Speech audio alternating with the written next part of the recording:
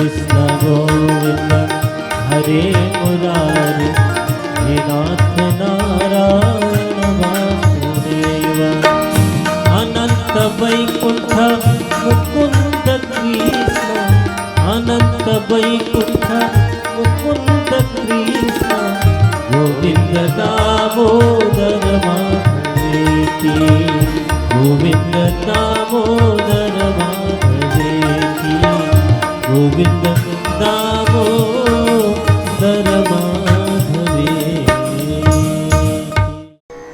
जय श्रीमन्नारायण। कृष्णाय वासुदेवाय हरये परमात्मने प्रणतक्लेशनाशाय गोविन्दाय नमो नमः।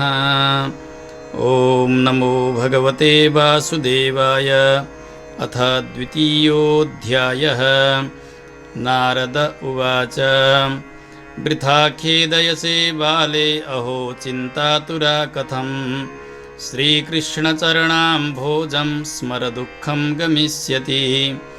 वृथा खेदयसे बाले अहो चिन्तातुरा कथम् श्रीकृष्णचरणाम्भोजं स्मर दुःखं गमिष्यति।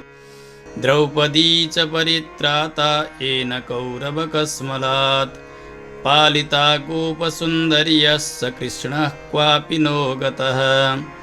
त्वं तु भक्तिः प्रिया तस्य सततं प्राणतोऽधिका।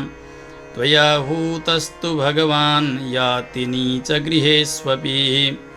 सत्यादित्ययुगे बोध वैराग्यौ मुक्तिसाधकौ कलौ तु केवला भक्तिर्ब्रह्मसायुज्यकारिणी। इति निश्चित्य चिद्रूपः सद्रूपां त्वां ससर्जः परमानन्दचिन्मूर्तिः सुन्दरीं कृष्णवल्लभां। बद्ध्वाञ्जलिं त्वया पृष्टं किं करोमीति चैकदा। त्वां तदा ज्ञापयत् कृष्णो मद्भक्तान् पोषयेति च। अङ्गीकृतं त्वया तद्वै प्रसन्नो भूद्धरिस्तदा। मुक्तिं दासीं ददौ तुभ्यं ज्ञानवैराग्यकाभिमौ। पोषणं स्वेन रूपेण वैकुण्ठे त्वं करोषि च। भूमौ भक्तविपोषाय छायारूपं त्वया कृतम्। मुक्तिं ज्ञानं विरक्तिं च सह कृत्वा गता भुवि। कृतादिद्वापरस्य अन्तं महानन्देन संस्थिता। कलौ मुक्तिक्षयं प्राप्ता पाखण्डामयपीडिता। त्वदाज्ञया गता शीघ्रं वैकुण्ठं पुनरेव सा। स्मृता त्वयापि चात्रैव मुक्तिरायाति याति च। पुत्रीकृत्य त्वयेमौ च पार्श्वे स्वस्यैव रक्षितौ। उपेक्षातः कलौ मन्दौ वृद्धौ जातौ सुतौ तव। तथापि चिन्तां मुञ्च त्वम् उपायं चिन्तयाम्यहम्। कलिना सदृशः कोऽपि युगो नास्ति वरानने। तस्मिंस्त्वां स्थापयिष्यामि गेहे गेहे जने जने। अन्यधर्मांस् तिरस्कृत्य पुरस्कृत्य महोत्सवान्। तदा नाहं हरेर्दासो लोके त्वां न प्रवर्तये। त्वदन्विताश्च ये जीवा भविष्यन्ति कलाविह। पापिनोऽपि गमिष्यन्ति निर्भयं कृष्णमन्दिरम्। येषां चित्ते वसेद्भक्तिः सर्वदा प्रेमरूपिणी।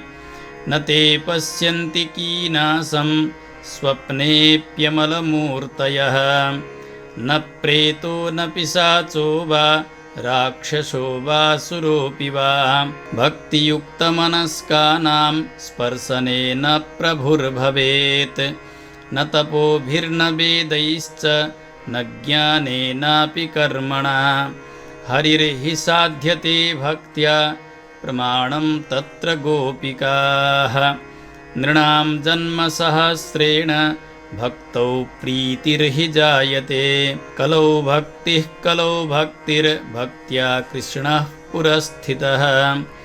भक्तिद्रोहकराये च ते सीदन्ति जगत्त्रये दुर्वासा दुःखमापन्नः पुरा भक्तविनिन्दकः अलं व्रतैरलं तीर्थैः अलं योगैरलं मखैः अलं ज्ञानकथालापैर्भक्तिरेकैव मुक्तिदा सूत उवाच इति नारदनिर्णीतं स्वमाहात्म्यं निशम्य सा सर्वाङ्गपुष्टिसंयुक्ता नारदं वाक्यमब्रवीत् भक्तिरुवाच अहो नारदधन्योऽसि प्रीतिस्ते मयि निश्चला न कदाचिद् विमुञ्चामि चित्ते स्थास्यामि सर्वदा कृपालुना त्वया साधो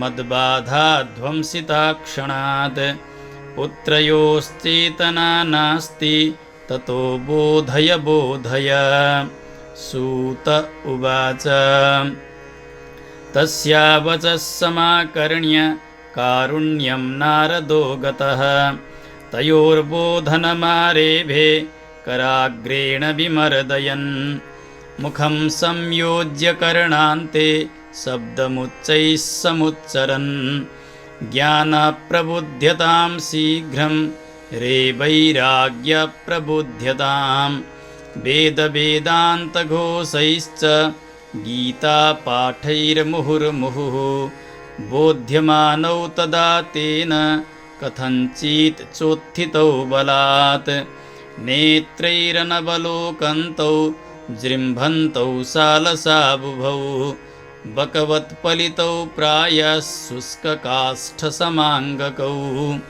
क्षुत्क्षामौ तौ निरीक्ष्यैव पुनः स्वापपरायणौ ऋषिश्चिन्तापरो जातः किं विधेयं मयेति च अहो निद्रा कथं याति वृद्धत्वं च महत्तरं चिन्तयन् इति गोविन्दं स्मारयामास भार्गव व्योमवाणी तदैवाभून्मारिषे खिद्यतामिति उद्यमः सफलस्तेयं भविष्यति न संशयः एतदर्थं तु सत्कर्म सुरर्षे त्वं समाचर तत्ते कर्माभिधास्यन्ति साधवः साधुभूषणाः सत्कर्मणि कृते तस्मिन् सनिद्रा वृद्धतानयोः गमिष्यति क्षणाद् भक्तिः सर्वतः प्रसरिष्यति इत्याकाशवचः स्पष्टं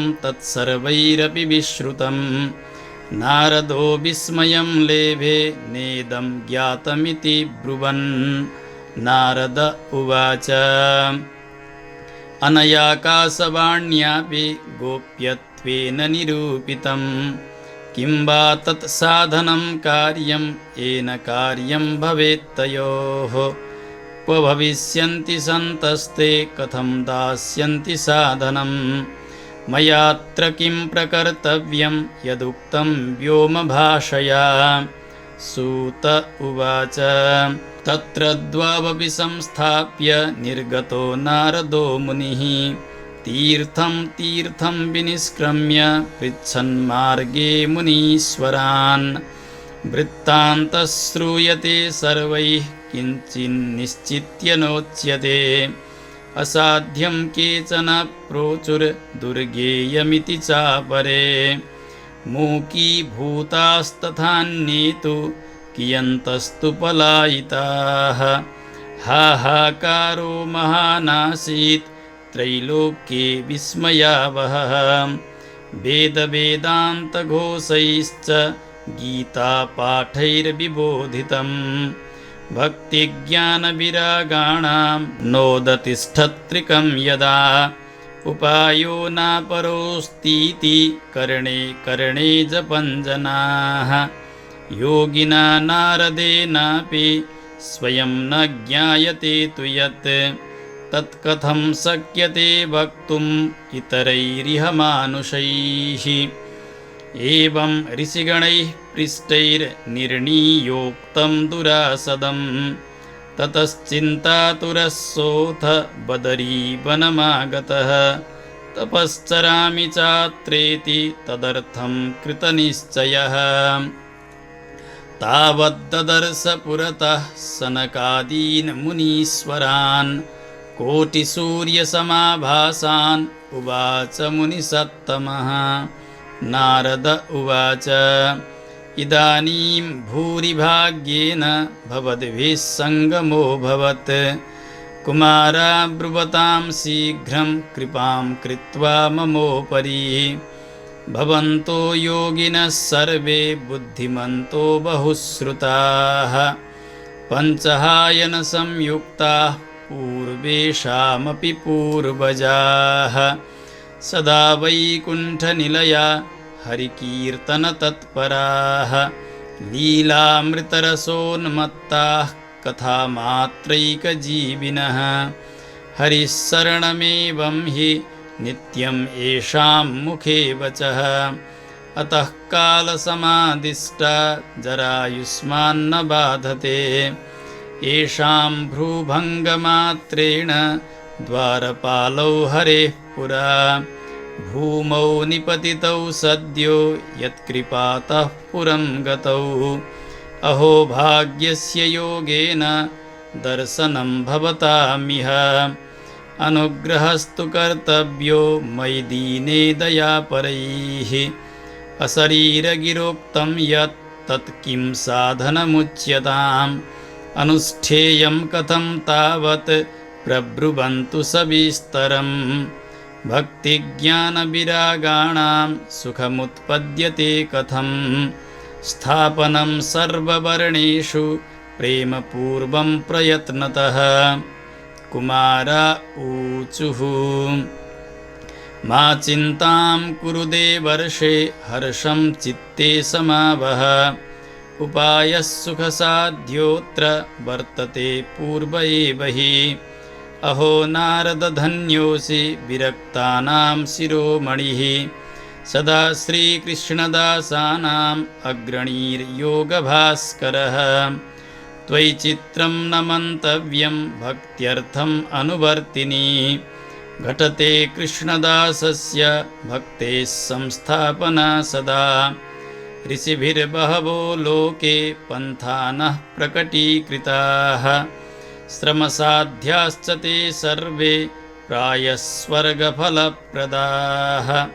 वैकुण्ठसाधकः पन्थाः स तु गोप्यो हि वर्तते तस्योपदेष्टा पुरुषः प्रायो भाग्येन लभ्यते सत्कर्म तव निर्दिष्टं व्योमवाचा तु यत्पुरा तदुच्यते शृणुस्वाद्य स्थिरचित्तः प्रसन्नधीः द्रव्ययज्ञास्तपोयज्ञा योगयज्ञास्तथा परे स्वाध्यायज्ञानयज्ञाश्च ते तु कर्मविसूचकाः सत्कर्मसूचको नूनं ज्ञानयज्ञस्मृतो बुधैः श्रीमद्भागवतालापः स तु गीतः सुकादिभिः भक्तिज्ञानविरागाणां तद्घोषेण बलं महत् व्रजिष्यति द्वयोः कष्टं सुखं भक्तेर्भविष्यति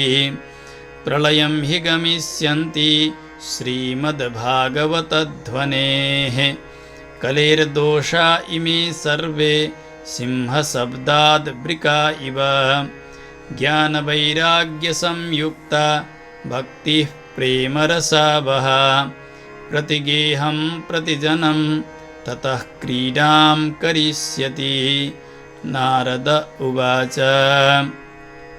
वेदवेदान्तघोषैश्च गीतापाठैः प्रबोधितं भक्तिज्ञानविरागाणां नोदतिष्ठत्रिकं यदा श्रीमद्भागवतालापात् तत्कथं बोधमेष्यति तत्कथासु तु वेदार्थः श्लोके श्लोके पदे पदे छिन्दन्तु संशयं ह्येनं भवन्तो मोघदर्शनाः विलम्बो नात्र कर्तव्यः शरणागतवत्सलाः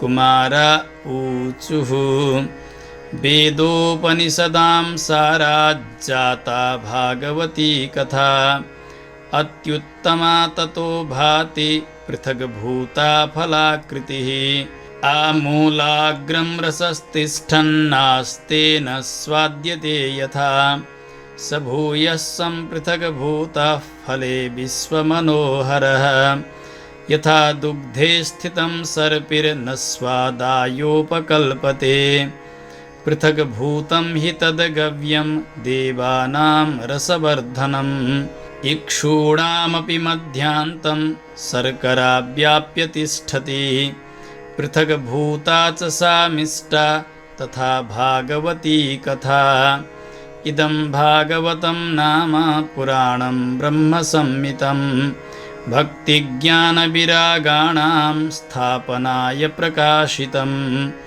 वेदान्तवेदसुस्नाते गीताया अपि कर्तरि परितापवती व्यासे मुह्यत्यज्ञानसागरे तदा त्वया पुरा प्रोक्तं चतुश्लोकसमन्वितं तदीयश्रवणात् सद्यो निर्बाधो बादरायणः तत्र ते विस्मयः केन यतः प्रश्नकरो भवान् श्रीमद्भागवतं श्राव्यं शोकदुःखविनाशनं नारद उवाच यद्दर्शनं च विनिहन्त्यशुभानि सद्य श्रेयस्तनोति भवदुःखदवार्दितानां निःशेषशेषमुखगीतकथैकपानाः प्रेम प्रकाशकृतये शरणं गतोऽस्मि भाग्योदयेन बहुजन्मसमर्जितेन सत्सङ्गमं च लभते पुरुषो यदा वै अज्ञानहेतुकृतमोहमदान्धकार नाशं विधाय हि तदोदयते विवेकः भाग्योदयेन बहुजन्मसमर्जितेन सत्सङ्गमं च लभते पुरुषो यदा वै अज्ञानहेतुकृतमोहमदान्धकार नाशं विधाय हि तदोदयते विवेकः। हरिः ओं तत्सत्। श्रीपद्मपुराणे उत्तरखण्डे श्रीमद्भागवतमाहात्म्ये कुमारनारदसंवादो नाम द्वितीयोऽध्यायः। श्रीबालकृष्णचरणार्पणमस्तु। ॐ नमो भगवते वासुदेवाय।